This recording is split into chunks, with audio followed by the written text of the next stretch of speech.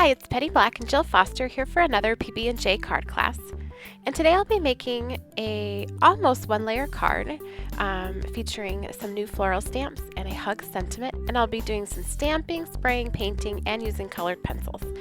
Here's a look at the card that we'll be making, and I'll be using our new transparent set called Olive Bloom and also Life's Journals and the Creative Die Love Expressions. So to begin, I'm working with Shimmer's coloring spray to create my background, and I'm just spraying this on some packaging and then pressing this down onto watercolor paper just to get a random watercolor background. So this first spray has a matte finish, and then I'm going to go in with the Vibe spray and do the same technique, and this has some beautiful shimmer to the spray. So I'll show you that later in the video where you can really see the shine that this creates. And I learned this technique from watching some videos by Missy Whidden on YouTube, and I'll leave a link to her channel down below in the description box. I'm also taking the spray right out of the tube and sprinkling a few splatters onto the background. Now to stamp my image, I'm using StazOn ink, and this is a gorgeous rose from the transparent set called Olive Bloom. I'm just going to stamp this going off the edge of the watercolor paper. And I am working on the textured side of the paper, and so I'm applying a lot of pressure as I stamp that. Now to do my first layer of coloring onto the rose image, I'm using the Shimmer's paints, and these you just open them up and then give them a stir and they're ready to go. And they have a really great shimmer to them, almost kind of a chunky glitter within the paint, and then a lovely light shimmer as well. And one reason I chose to use these is because I'm painting over that background, and these paints are fairly opaque. So even though that bright yellow is underneath the stamped rose, I can apply the paint and still have that nice color right on top of the yellow. And I'll also have the great shimmer from them as well. Now this rose and this whole set, Olive Bloom, it's part of the Penny Black Valentine's release. But what I love is that it can be used year-round for spring cards, anniversary, really birthday, any type of style. And so I'm just going to keep painting this in, and it's just one flat layer. I'm not applying any water, just the paint directly onto the image. And then I'll also paint the leaves with the green. And I listed the exact colors used at the end of the video. I had several paints opened up there at the top, but I only ended up using a couple of these Shimmer's paints.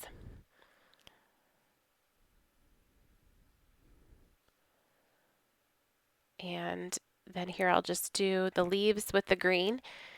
And I'll just cut here once I completed that. You didn't need to see me paint each leaf. So once that's done, I wanted to give you a look here at the shimmer on the background and on the roses and the leaves. It's gorgeous in real life. I tried to capture it here on camera. I hope that you can see that a little bit here.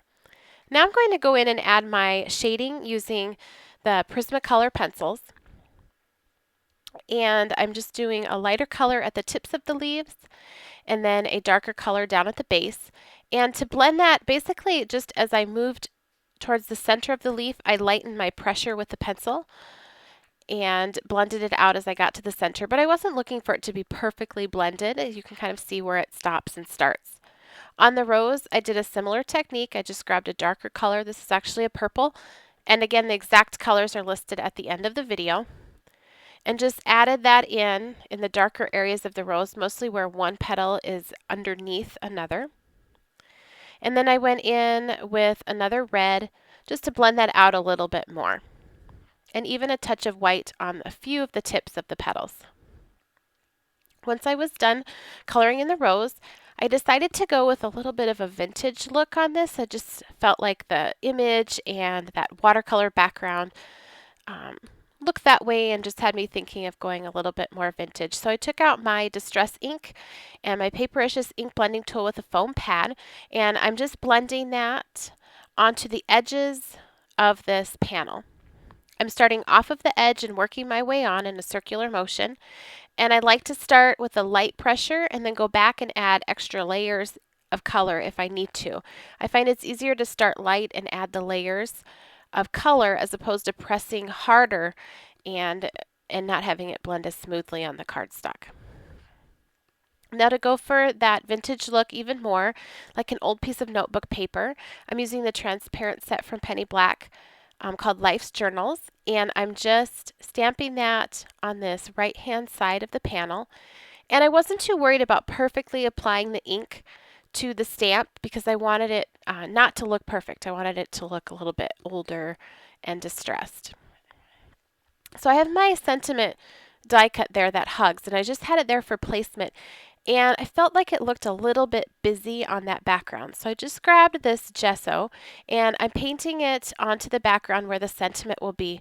Give it a little bit of a whitewashed effect and push the splatters and the stamping, push that more into the background so that the sentiment stands out a bit more.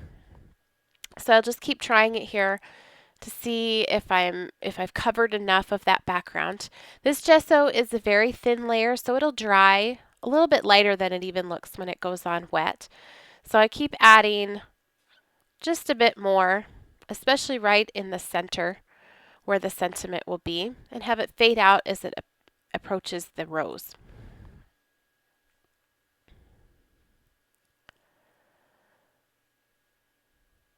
And then I really like the look of that, so I decided to add it around the card in a few different places. Down here on this corner, I've added it, and I'll swipe it on with a paintbrush and then sort of on the edges blend it out with my fingertip. Then I'm holding the paper up, the panel up, and just adding a touch of that along the edge. And I like how that mixed with the distress ink.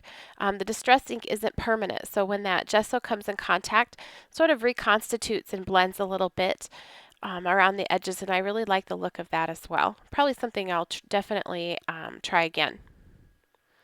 So to finish things off, I just glued down my sentiment, embellished with a few die-cut butterflies, and adhered it to my note card. Thank you so much for watching. If you enjoyed today's video, be sure to give it a thumbs up and subscribe to our channel. You can also connect with Penny Black on Facebook, Pinterest, and Twitter, and on our website, which I'll link to all of those down below in the description box. And here's a list of all the supplies used on today's card.